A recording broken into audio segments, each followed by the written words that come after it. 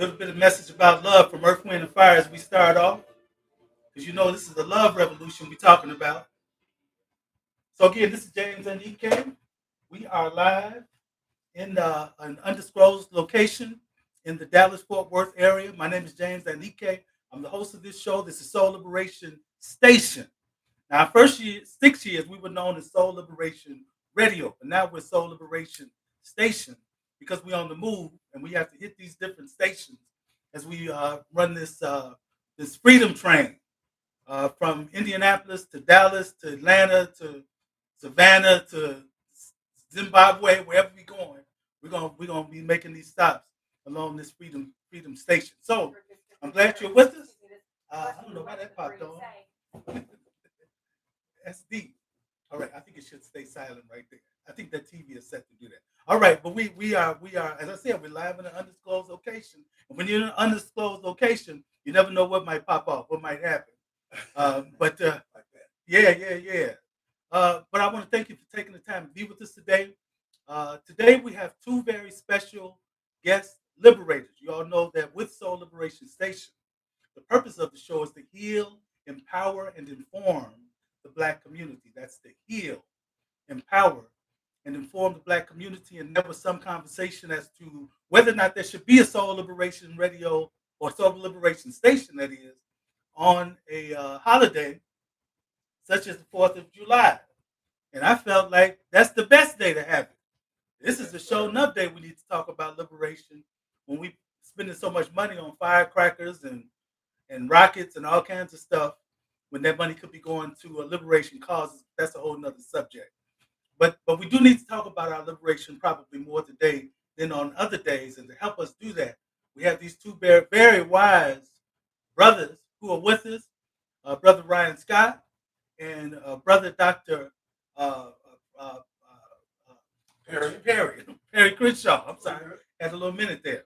And so, in our theme, our topic for today is Black liberation. I'm sorry, I'm mixed up. Black love revolution. Black love revolution. Many of you already know that we're engaged in an effort to really teach our people how to love, especially how to love Black folk. And so that's what my books are. Key book, Black Love, The Faith to Love, and You're Going to Be a Preacher. Those three books really comprise the formation of what I call systematic agapism, agape love. Systematic agapism is a phrase that I coined to define and describe what I believe or interpret as Black love. So we'll say more about that today, and I'm sure in the months to come you'll hear. And I think the more you hear, the more you'll understand it. But right now, I'm going to start with this question with these two brothers, Dr. Perry Crenshaw, Brother Ryan Scott. First of all, welcome. Thank y'all so much for taking this time to be here. Glad to be here, man. Glad to be here again. Right on. Yes, sir. And so my question is, we'll start with you, Brother Ryan. How did you learn to love Black people? I learned from my family.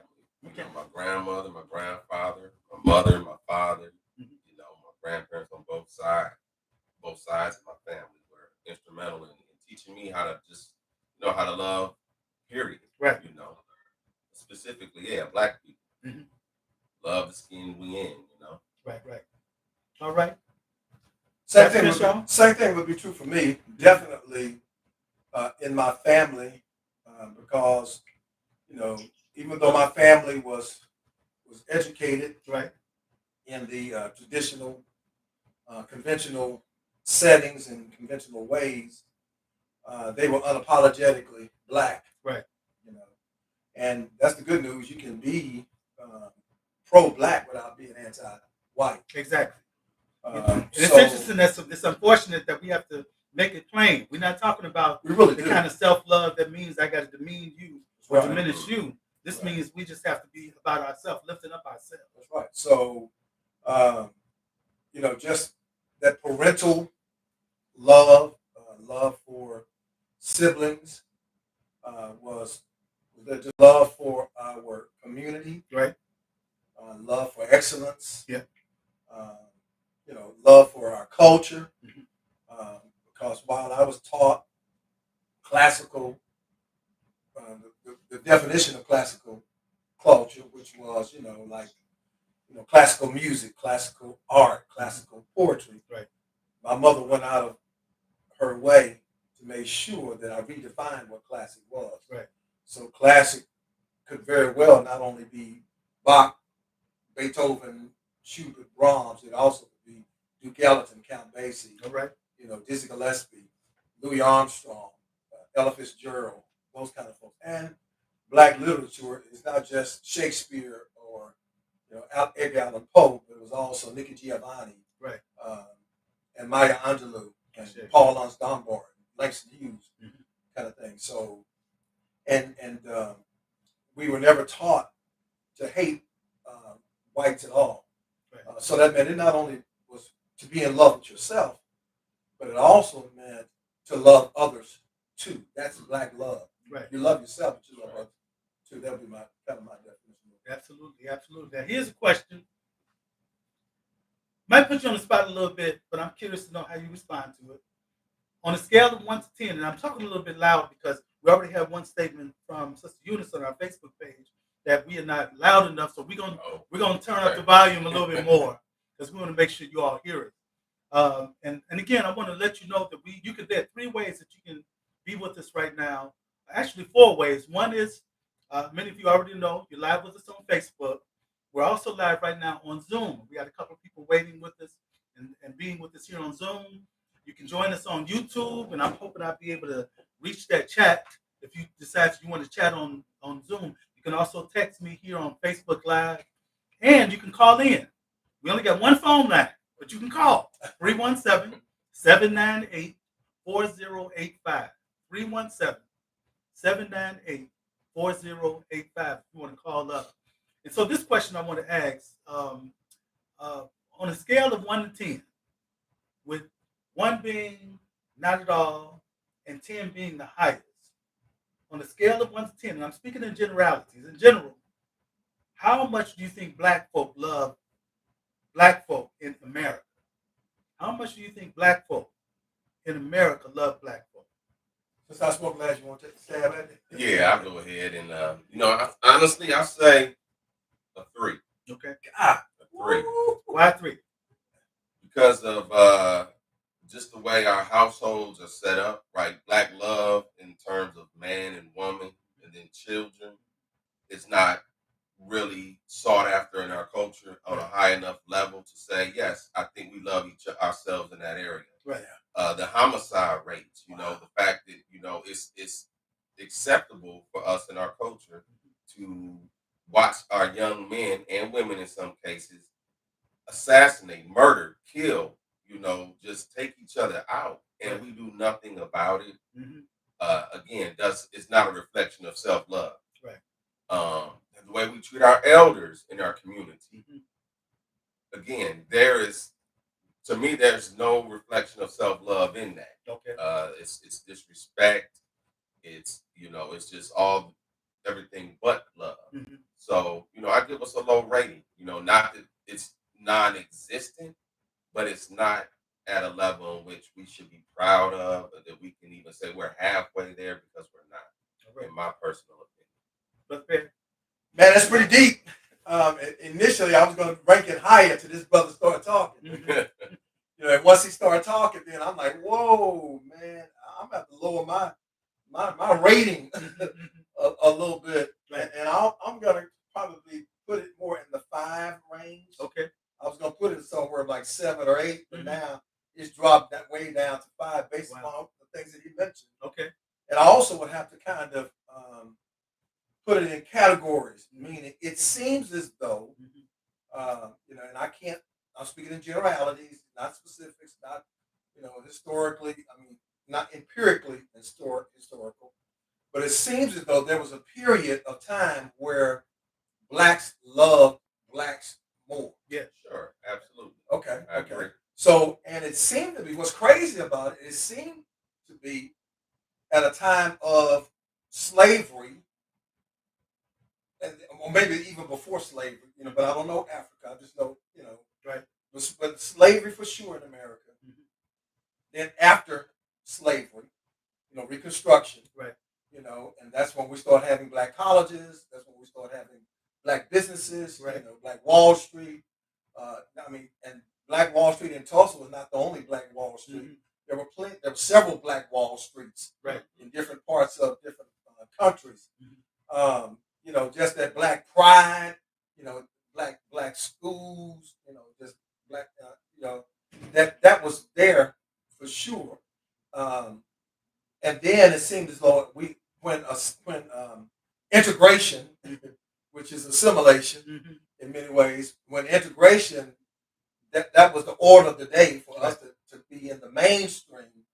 It seemed as though we slowly but surely lost that love for our blackness, Mm-hmm. our Black culture, and on and on and on. So, yeah, probably around a 5. Okay. And reason, and the other piece I think we have to throw in there is because there has been such a genocide movement of genocide Mm-hmm. upon our people, Yeah. that to function in this country Mm-hmm. is detrimental. Period. Right. And let me ask this: Yes. Do you think in any ways we contribute to or participate in that genocide? Most definitely. Mm-hmm. Absolutely. Most definitely. Because it's kind of like that Carter G. Woodson, where he talks about there is no back door. Mm-hmm. We'll find a back door. We'll make one. It's kind of that.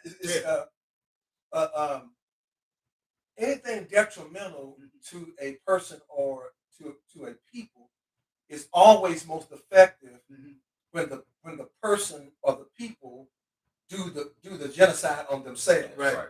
because you've conditioned them toward the genocide. So Absolutely. yeah, so it's almost, that's why we're working so hard now, or have worked so hard to try to counter that, Right. because it was so detrimental. Yeah.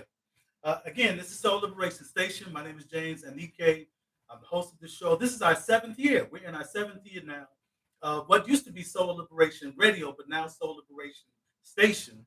And we're coming to you live from an undisclosed location in the Dallas-Fort Worth area. And I didn't just grab these brothers off the street.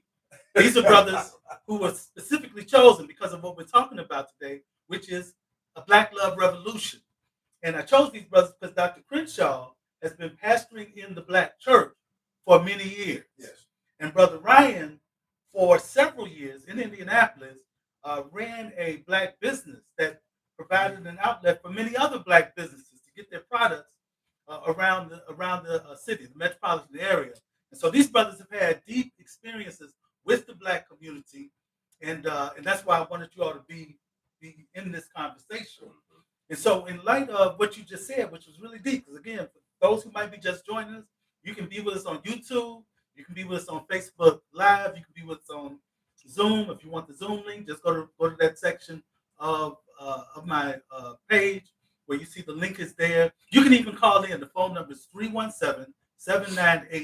317-798-4085. 317-798-4085. If you want to get in on the conversation. And certainly I'm curious to know, too, for those of you, especially those on Facebook Live, what's your answer to that question on a scale of 1 to 10? Yeah, that's good. How much do Black people love Black people in America on a scale of 1 to 10? 1 being we don't love at all, 10 being we have supreme love. How would you answer that? Just real quick, type that in so that I can share those comments with those who are with us here today. I can go deeper on that Go answer right ahead. that I gave too. Yeah. I don't know if you I don't want to interrupt your next question. No, go right ahead. Okay, but even to add to my answer, and the reason I could rate it so low is you look at how we treat our women. Yeah. Right? How we treat our women in our culture, what's considered acceptable. Like men, you should never, put your hand on a woman. First of all, you shouldn't treat her as a possession, Right. or just a object for your sexual pleasure. Mm-hmm. And what's happening is, our young boys, Tupac said it, 25 years ago, if we're not careful, we'll have a race of babies that hate the ladies that make the babies. Wow. And you have to look at how these young men treat their Right. mamas, Right. their grandmamas, Right. their sisters, their girlfriends, their daughters. Right. And it's unacceptable. Yeah. And as a real man, we have to stand up and say to these young men, this is unacceptable. Right. That's profound. Like, that has to stop. And then another reason I can't say that we rank high in our self-love is because our diets. Right. Our diets. You are what you eat. All right. Now, well, because it's important to us. You know what I mean? And as someone who I understand the challenges and trust me, in having a well-balanced diet. I'm still trying to get there. But it takes discipline. It takes self-love. Right. And we have to know at this point in time, that with all this technology, that we have at our disposal, what's good and what's not good. It doesn't matter what grandma did, what Big Mama did, and how they ate, and how we lead in too many statistical categories on the wrong statistical categories. Right. You know what I mean? High blood pressure, diabetes, heart disease. You know what I mean? And that's not acceptable. We have so much value to this to the world to share, but we aren't living long enough to actually do that. Right. You know what I mean? When we're checking out at a younger age than everyone else, or we're in the hospitals, kind of in and out of the hospitals because of our medical conditions. A lot of them are reversible, with a sound, steady diet. You know what I mean? And preventable. And preventable. Absolutely. And preventable, which is how I try to, eat each and every day. It's more of a preventable type of diet, because my father died at 52, but before he passed, his decline started maybe around 45. Okay. And I had to witness that. And I didn't understand, like, why are you not going to the hospital? Why are you sick? What's wrong with you again? Did I just hear you say, you have blood in your stool and things of that nature? Like, what's the deal? And so when he checked out, he said, man, I got to live longer than my father. Yeah. Because he was a great man to me, And when he passed away, I already had 3 children. So I felt, confused, hurt, alone, a lot of different feelings. And I needed him, but he wasn't there. So now that I'm a father of 6, it's my ultimate goal to be there for them as long as I'm supposed to be here and get out my own way. And I bet for your grandchildren too. Oh, absolutely. Which I have a granddaughter now. All right. So thank you. And I cannot things that I've already done.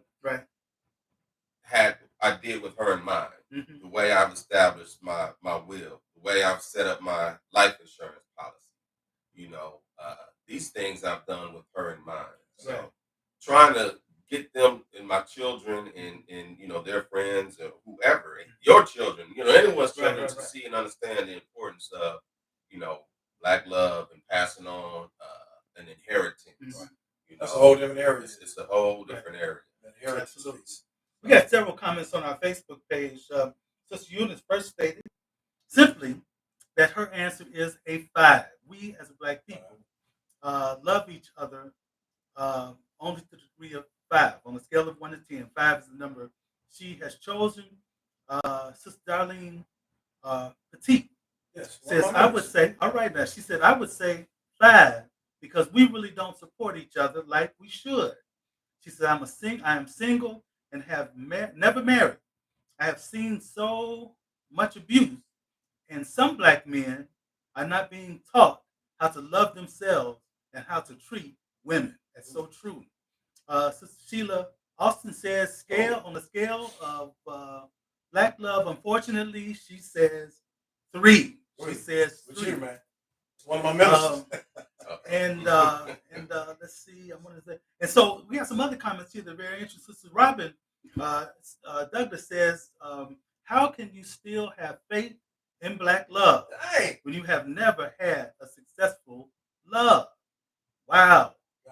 How can you still have faith in Black love when you have never had a successful love? She should have at least had one. Right. At least had one. Which one? That's of self. Oh, I got you. Check that out. That's powerful. Of self. I want to know what you think about that one, Sister Robin. If nobody else loves you, how about loving yourself? You want to say something real quick about that? Sure. Yeah, I strongly believe, because God is love. All right. It is impossible for you to love you unless you first love God, because God defines what love is. And surely, if you don't love yourself, all right, you don't have a chance, a snowball chance in heaven to love anybody else. All right. And a lot of times we get that thing mixed up. The greatest commandment: love God with all your heart, your soul, your mind, your strength. Right. Love your neighbor as you love yourself. We do somewhat good with loving God, and then we try to leapfrog over loving self. But the context is love your neighbor as you love yourself. I can't love anybody else, any other human being, more than I love me. Right. Because that's some suspect, dysfunctional kind of love. Jesus is assuming in that text that first you love you. Right. You know, love your neighbor as you love yourself. Love your neighbor as you love. That's the measuring stick. It's like, duh, everybody ought to love themselves. Right.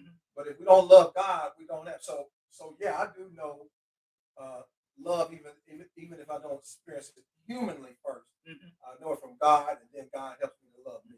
Sister Robin affirms that she does love herself. And I figured that, but I just wanted to clarify that. Right. I know she didn't mean that. Absolutely. With your sister. Sister Darlene made another comment in reference to the food statement that you made. She says that I agree. My dad died from a stroke at 56. He had diabetes and hypertension as well. She also points out that she's originally from New Orleans. She says, so food is part of our culture. We eat a lot of bread and rice with each other. And she also wanted to point out that she is supporting her pastor, Dr. Crenshaw, who's with us today in this conversation. Thank you. But Dennis Gill also made this comment.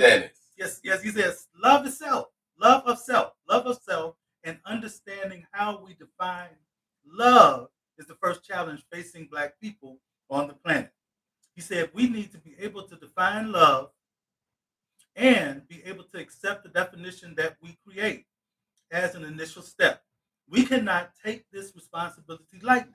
There are numerous aspects to love and how it affects our lives. So I throw it to you. How do we define love?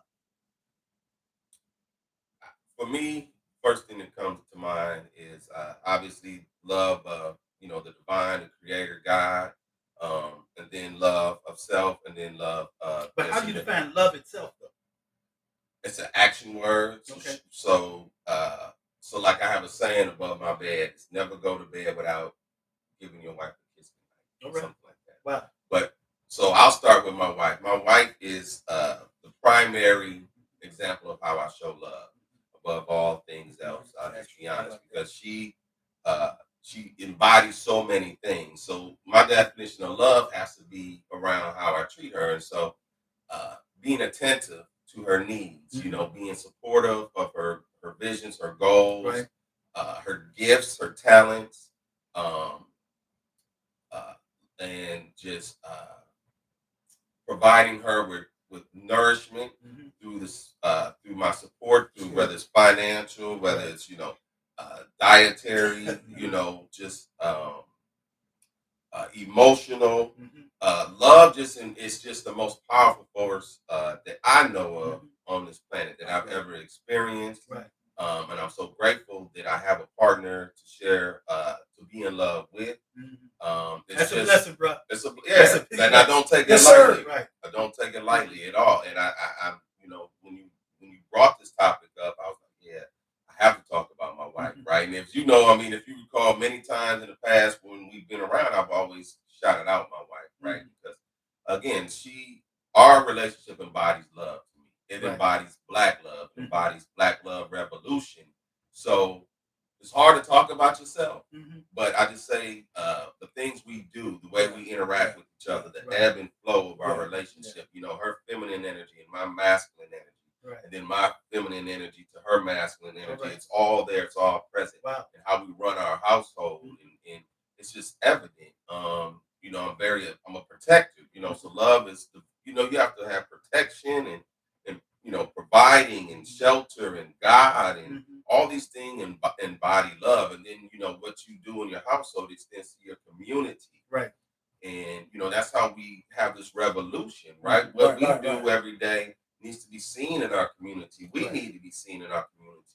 And that to me is the definition of love. It's just an action word. You can't really, for me right now, I can't put it into context. All right. That's Crenshaw. Yeah, I want to. I'm first thing. Why did you even invite me, man? You should have just say,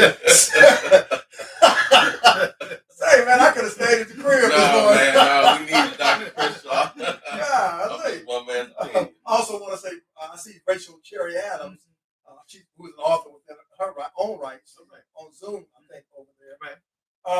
And not to try to sound hyper spiritual, but I would say it is what we do and what we say. All right. For example, I say all the time, a brother can say, I love you, I love you, I love you, I love you, I love you, and then the check doesn't make it home to the crib, then that's some suspect kind of love. Flip side of that is I can do all kind of great things for you and talk to you like you're not human or you're less than, and then that's some suspect kind of love. So it is not only what our actions, it's not only what we do, it also includes what we say. For example, if I'm talking to an elder, I may be in the right, I may be well within the right to correct the elder because maybe the elder is doing something that is inappropriate. Right. And yet at the same time, I have to be careful how I say it, absolutely, when I say it, and where I say it, because that is my elder. I have that kind of love for my elder. So it is a mixture of both action but what helps me define love is to look at agape love. Yeah. Agape love, which is God's unconditional love. It is, but then there is phileo or filial love, which is known as brotherly love. Then also there's eros love, which is that erotic, sensual, passionate kind of love. Right. And then you also have storge love, which is kind of like a love for the creation and love for creatures, just love for humanity in general. And when you start talking about relationships, I think all of that has to be in one, you got to love folks unconditionally. Right. You just got to flat out love them, whether they do what you want them to do or whether they don't do what you want to do. We have to be committed. We have to be, like my wife used to say when she was talking about being in a relationship with me. She says, I am committed to being committed. That's a major statement. Wow. To say I'm committed to being committed, that's agape love. I'm tearing it up a little bit. That's all right. Anyway, but second thing is, but we also have to have a passion for one another. I can have a passion for this brother, and we both straight. Right. But I can have a passion for him. I can love him. It's endearing. I miss him. I'll talk to him. I miss. We can have that kind of love, but also phileo love, just that brotherly, so where we can be friends, where I can listen and also give feedback. So probably those categories just kind of help me. That's wonderful. That's as well. Let me say this in this ideal of being an agapist. Yeah. I've been using that term now for more than 2 years.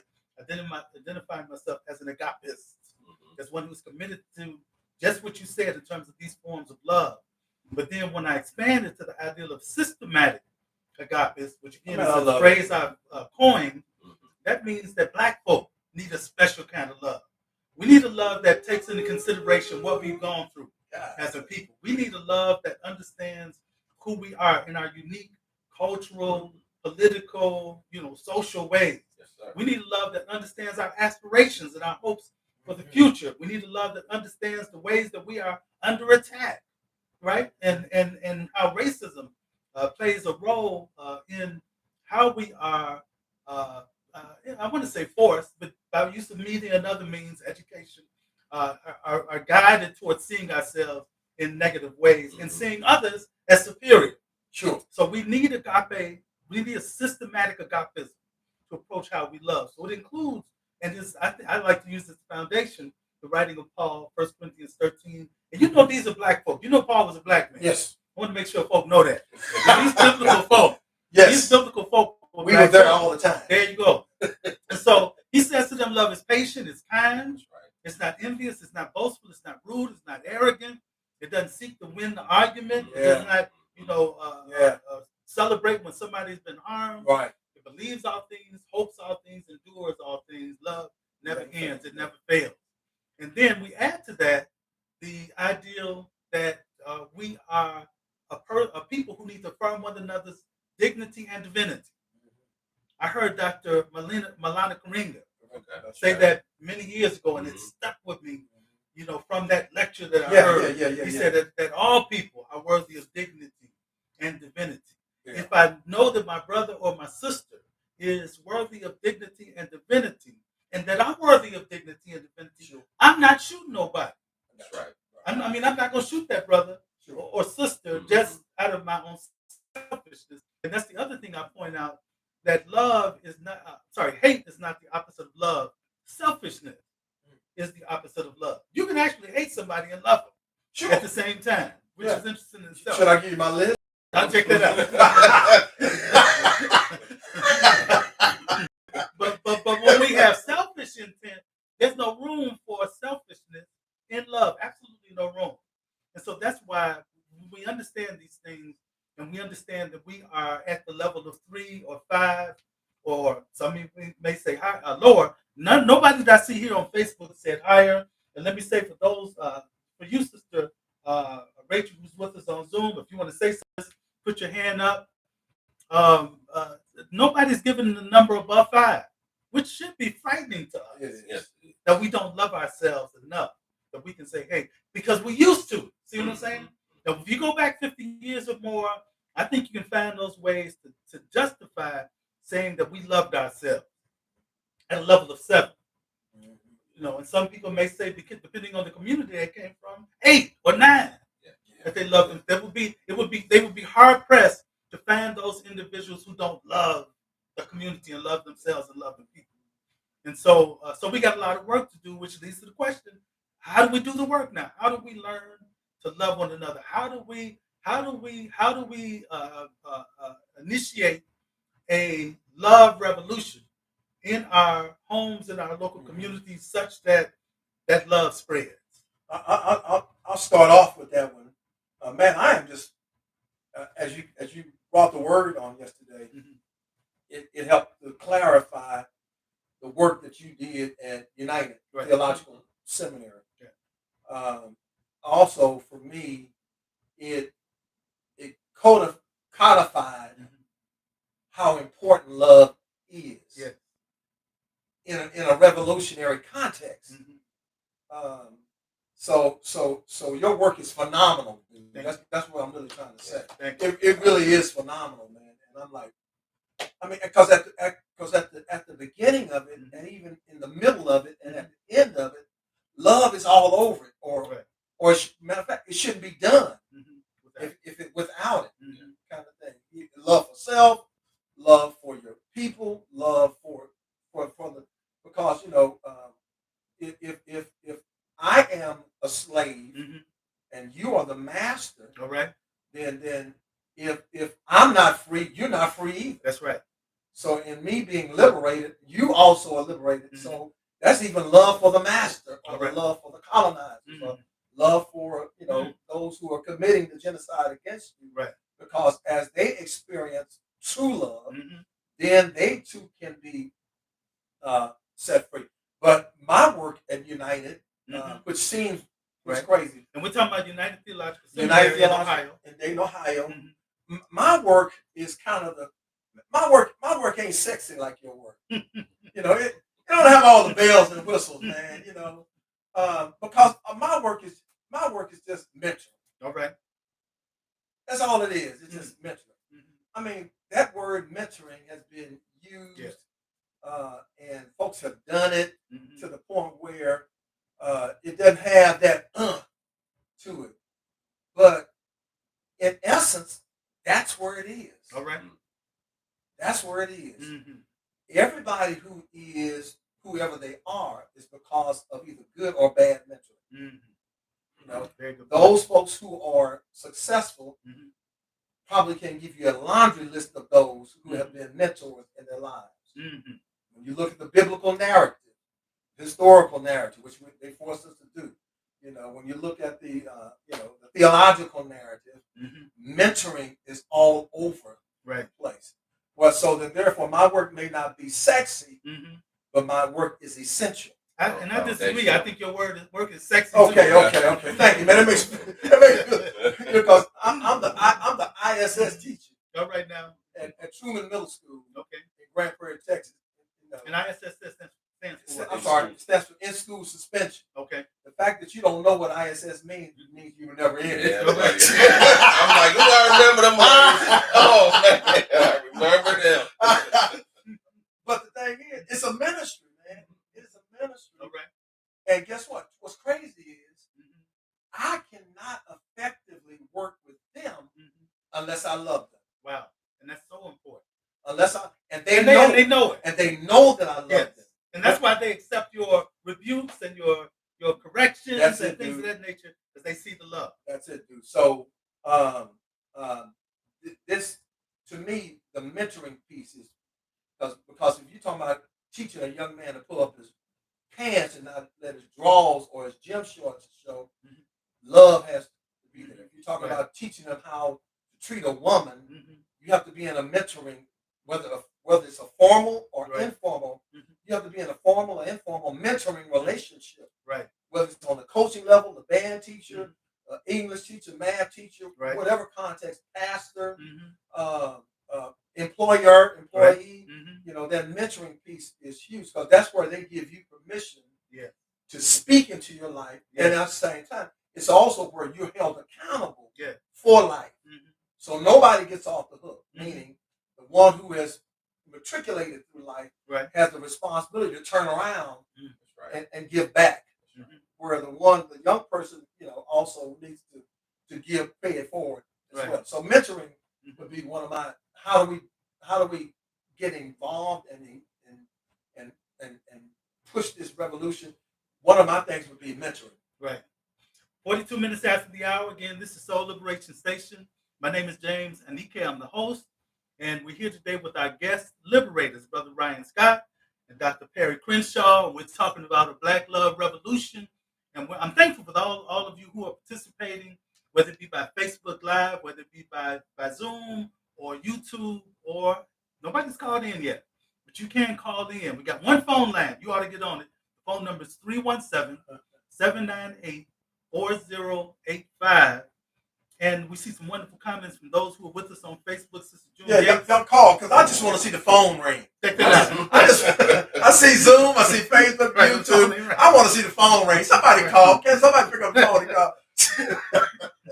Sister June Gates on our Facebook page says, when a man or woman truly love God, or when men or women truly love God, they are more capable of loving each other unconditionally. Right on, right on. Sure. And Sister Darlene agrees with a lot of things that were said. She says that love, so true, love us. Love is an action word, as she said. See, the brother got somebody to call in. Manifested that one right there. There it is. I'm so glad that you put that call, that challenge forward. Caller, so glad you called in. We want to hear what you have to say.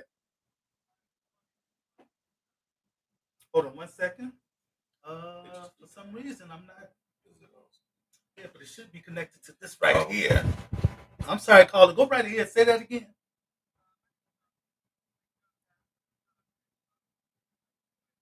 And you know what? Hold on 1 more second. I appreciate you guys. Likewise. I knew who it was going to be. Just hold on. I want to make sure. I want to make sure that people can hear you a little bit better. I actually have this hooked up. I had it hooked up. It looked like it still is connected by Bluetooth, but it's not getting the sound across. Just give me 1 second. I want to get this sound right so we can all hear you clearly. And it looks like it's already connected. I'm not sure why. Speaker volume up. Yeah, the speaker volume is up. So obviously the phone line won't come through the speaker. So go ahead and say what you were saying. What I wanted to say is, first of all, just thank you for this platform about Black Love. It's crucial, especially at the times we're in right now. And like I said, I'm single, never been married, but I agree with Pastor that definitely God's love first, and then first love, and then loving yourself. And I think that's what's happening a lot too. You know, many people don't love themselves, so that's why we're struggling right now. Mm-hmm. And just like I said, a lot. And I'm just seeing it just for men in general. Okay. That some men are struggling because they're not, and they even said it, that they're not being raised, you know, and it's not all men, but they're not being mentored as well by the right positive brothers to show them, you know, it's okay to make mistakes, but don't just use people. And that goes for women too. We use people too. So it goes both ways. So I'm not saying we as women have to be right too. So, because it's not always on the brothers, but I just appreciate this conversation because I think it needs to be had. And just like I said, we're not supporting each other, unfortunately. We don't support each other's projects. And that's why I'm so grateful to be a part of the Church of Hoops. So Dr. Crenshaw has been a blessing to me. And you were a blessing yesterday too. So thank you so much for saying so. Really appreciate it. All right. Thank you. I just wanted to get that phone call. Right on. Right on time, sister. Right. Thanks for sharing. You too. Bless y'all. Likewise. Thank you. Bye-bye. So now we know the phone line actually does work. You can call us at 317-798-4085 if you want to get in by phone. And again, we have many wonderful comments here. Sister Tita also says action speaks louder than words. And Sister June affirms that this is good teaching. Sister Sheila Austin asked the question, why are there no black queens on the panel? That's a good question. It wasn't like I was excluding any. It was just so happened that these are the brothers that I invited. But you are also represented by your comment here on Facebook. If you feel like there's some things that are not being said, I certainly invite you. That wasn't the sister that just called in, was it? No. Okay. So I invite you to call in if you want to. We want to make sure your input and your thoughts are shared, or you can join us on Zoom, and we can also include you that way.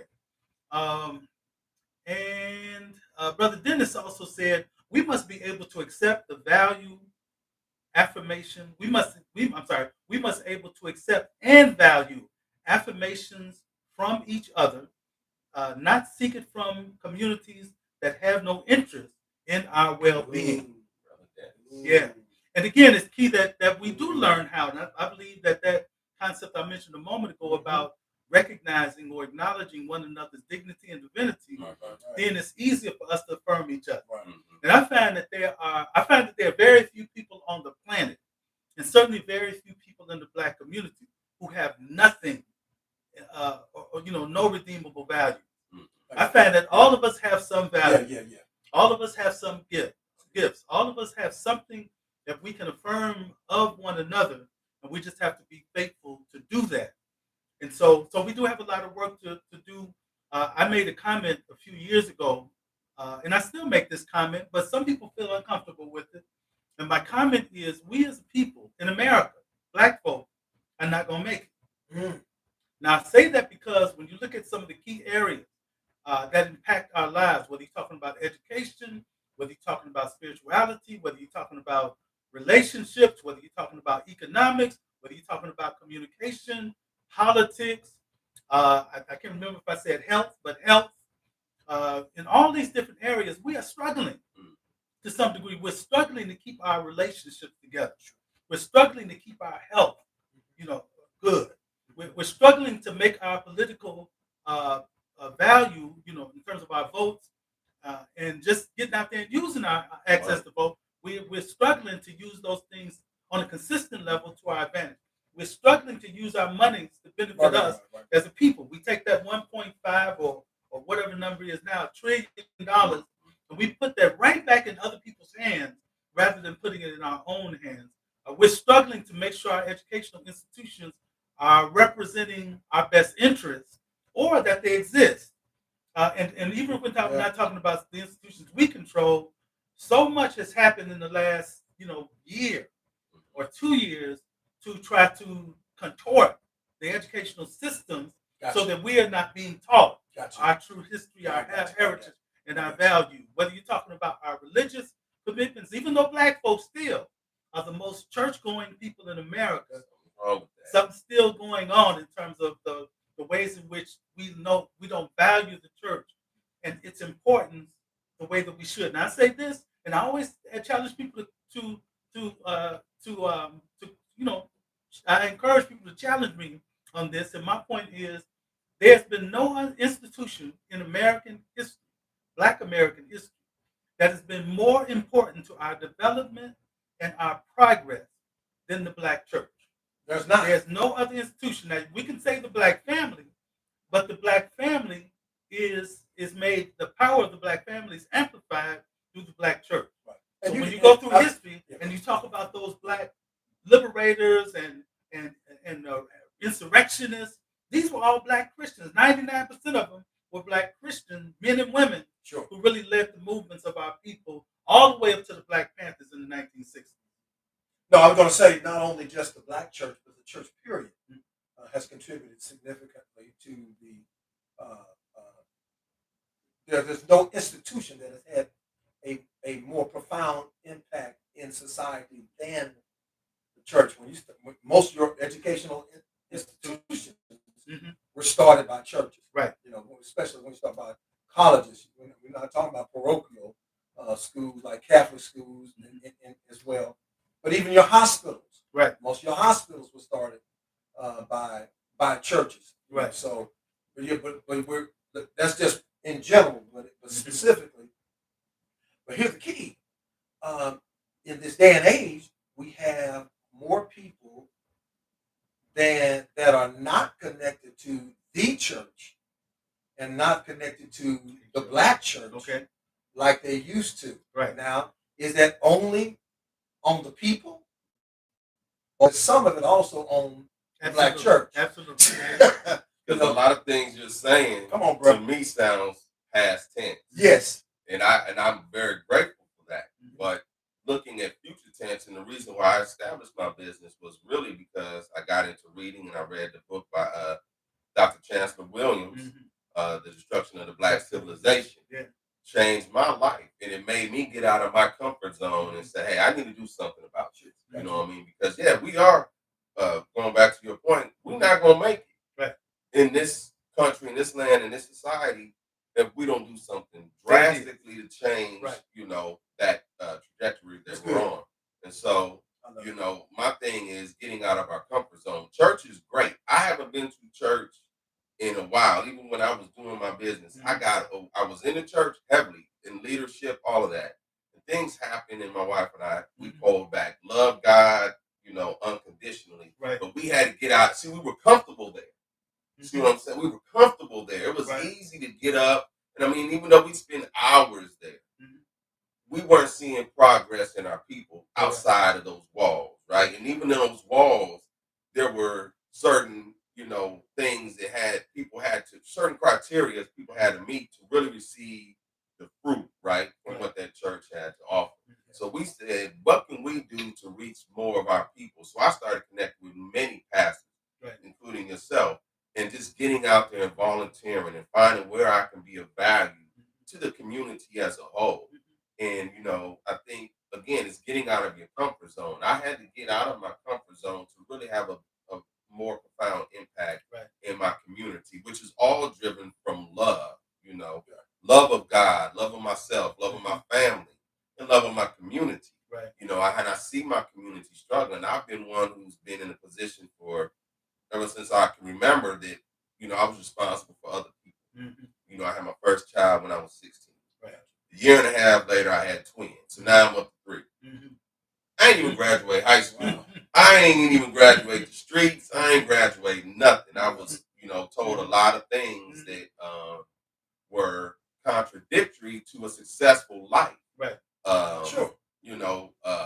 Brother, it's all right. Just do this, do that, or it's cheaper to keep, or just all this bad information I was given by bad mentors. I had a lot of people I didn't want to be like growing up, but very few that I wanted to be like. Right. So, but I say that just to say that my love language is giving, is showing protection and just making myself available to others. That builds and fulfills a need in me. Right. And I just think more of us need to do that. We're comfortable getting in our cars, going to work, going to our, normal routine each and every day, but we forget about the brothers and sisters out there struggling.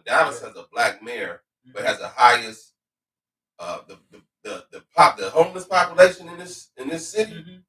is mostly black men. Wow. So how does that, like, did he make it to a certain point in his career and then forget about all the other brothers who are struggling right now, who are down on their luck? Right. You know, because I don't see what we're doing for our homeless communities here, which predominantly are black.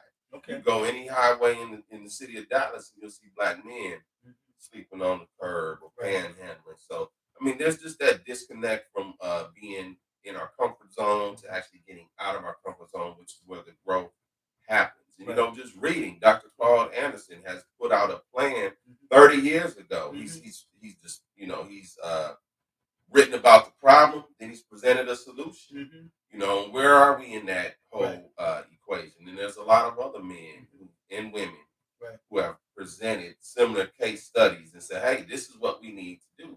And I think it's because doing that takes us out of our comfort zone. We don't do it. Right. Let me hop in because I know time is winding down on us. And that's where I'm kind of sort of heading.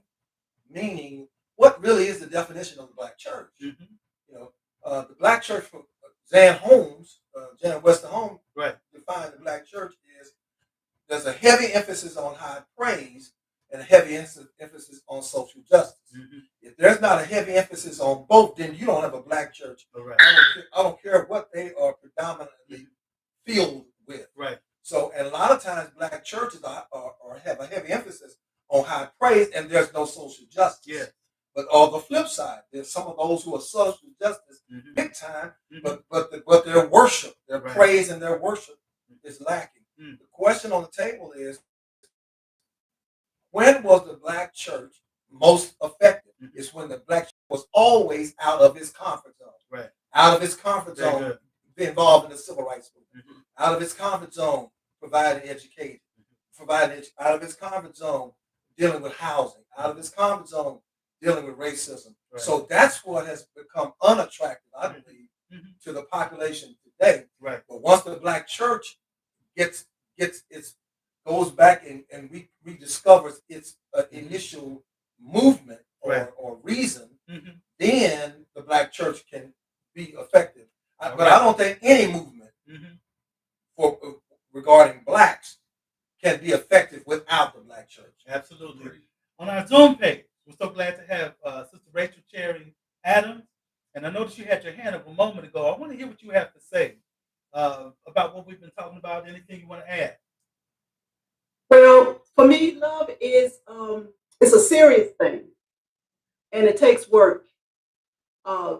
Whether you're in whether we talk about man and woman, or your friends, your family, even people that you work with, being a Christian, and all of y'all in that room, good to see you. Good conversation today. It takes effort to love someone, and love is give and take. You have to give up your emotions, how we interact with each other, and especially I learned love being married for 30 years. My husband died in 2019. You have to communicate with each other. And that's part of loving someone as well too. You can't be tight-lipped if you say you love somebody. I know some people, they do not they don't talk. Right. You got to pull the words out of them. Yeah.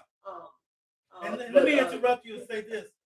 In my studies, communication, let me rephrase that, bad communication is the number one reason why relationships fail.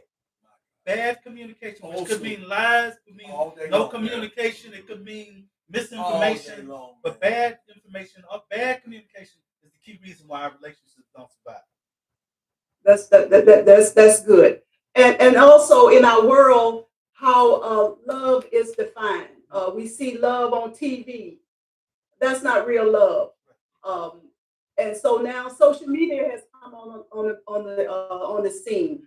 And then that contributed too, because people with these hearts on social media, and people think that. So I guess some people may think that the heart means somebody loves you. Not necessarily.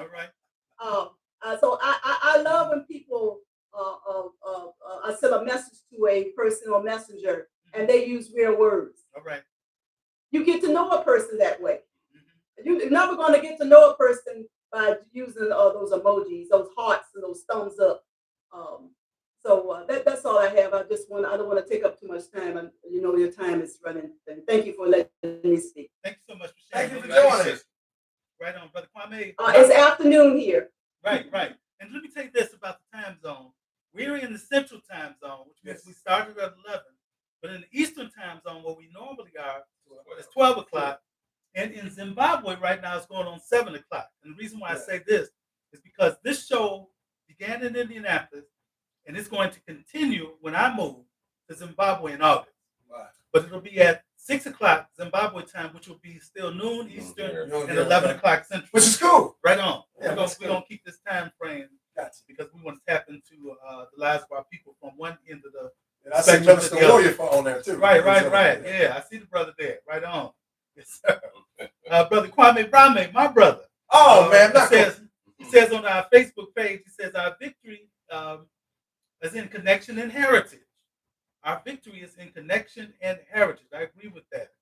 And Sister Darlene says that she saw that in Atlanta, the majority of homeless people she saw there were Black people. And you may remember, or maybe you don't, that when they had the Olympics in Atlanta, they were heavily criticized. Oh, they were because they loaded the buses. That's it, bro. With Black folk, gave them a few dollars and put them on buses and sent them to other cities.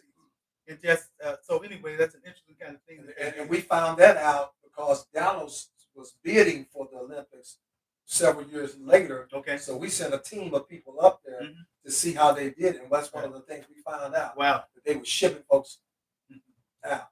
1 minute after the hour, right now, 1 minute after the hour, we're gonna try to go about another 4 or 5 minutes because I gotta ask this question, and I want us to really think seriously about this question. And I have learned, I have figured out, in my experience, that love and serving Black people does not pay; it costs. Amen.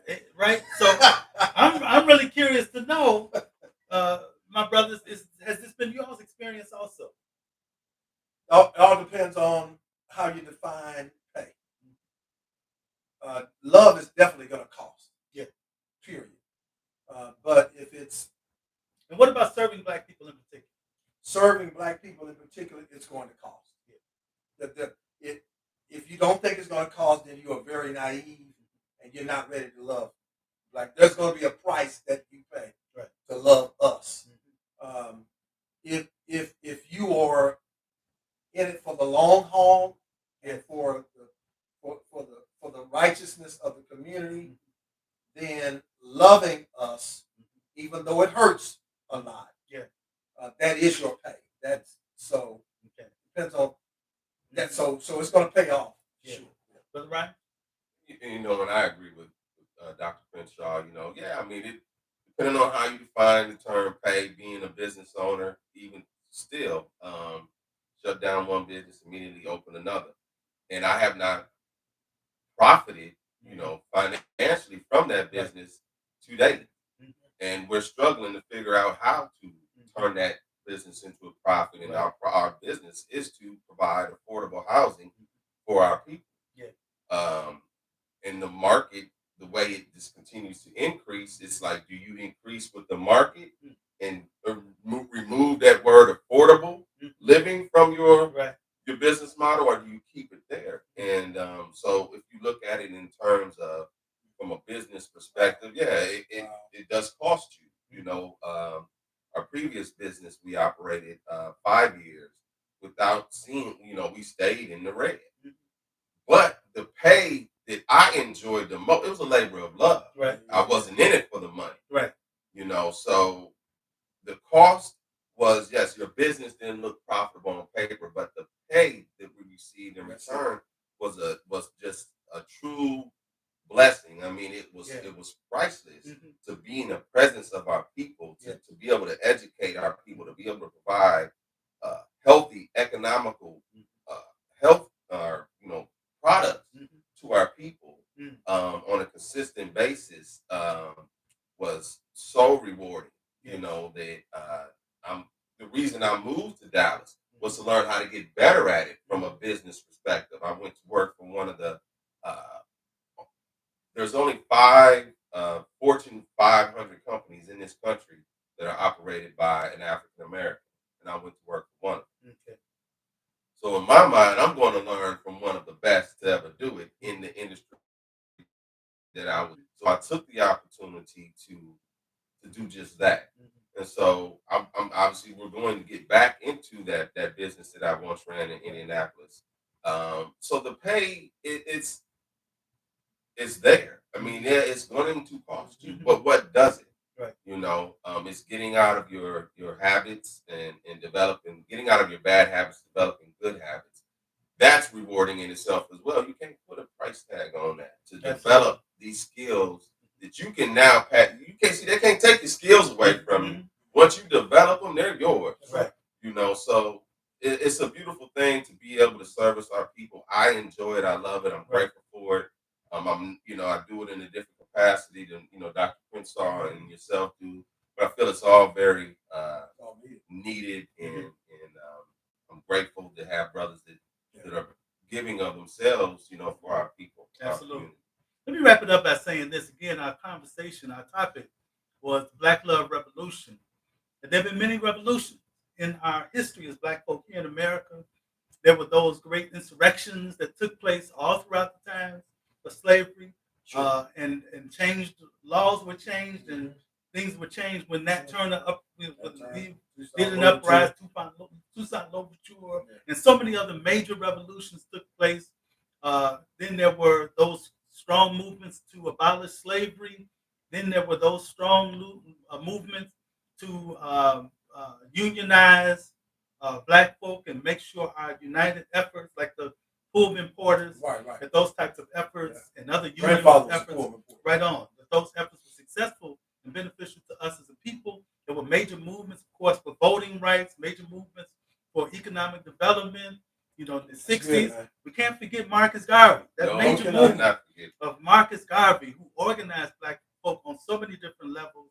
And so, since movements have taken place, and now when you look at the movements for justice, even now we're struggling with another shooting, this place that took place in Ohio, in Akron, Ohio. And so these things we get together and I'm not saying don't have press conferences, don't have prayer vigils, and don't do marches. I'm simply saying don't just do that. I'm saying that we have to have plans for how we're going to protect our own community, how we're going to hold police accountable and others who kill us, how we're going to use the institutions in our community to make our community stronger. I mean, there's so many things that we can do beyond a march, a prayer vigil, or a press conference. And so I'm encouraging that we do more. And I say that to say this: if we can do those other kinds of movements, we can do a love revolution. And it begins with us, just a group of us, saying, I'm going to love better. I'm going to be patient with my brother or my sister. I'm going to be kind to my brother or my sister. I'm going to see the dignity and divinity in my brother or my sister. And all these other things we talk about in Black love, in systematic agapism.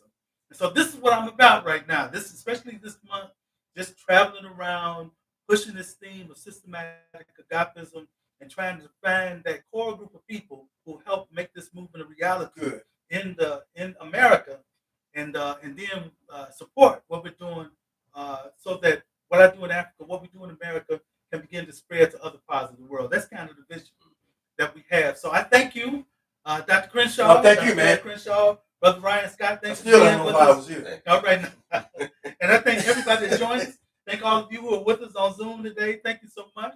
Those of you who are with us on Facebook for your comments and your participation. And those who will see this later on.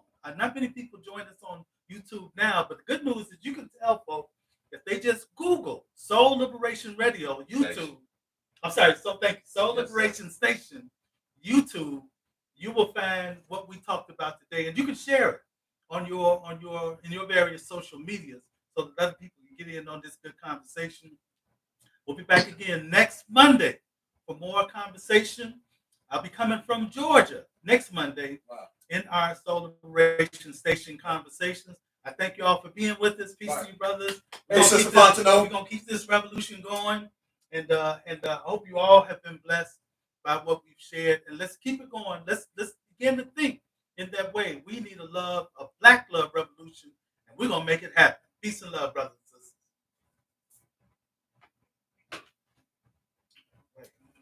I got several devices to turn on. Start down here.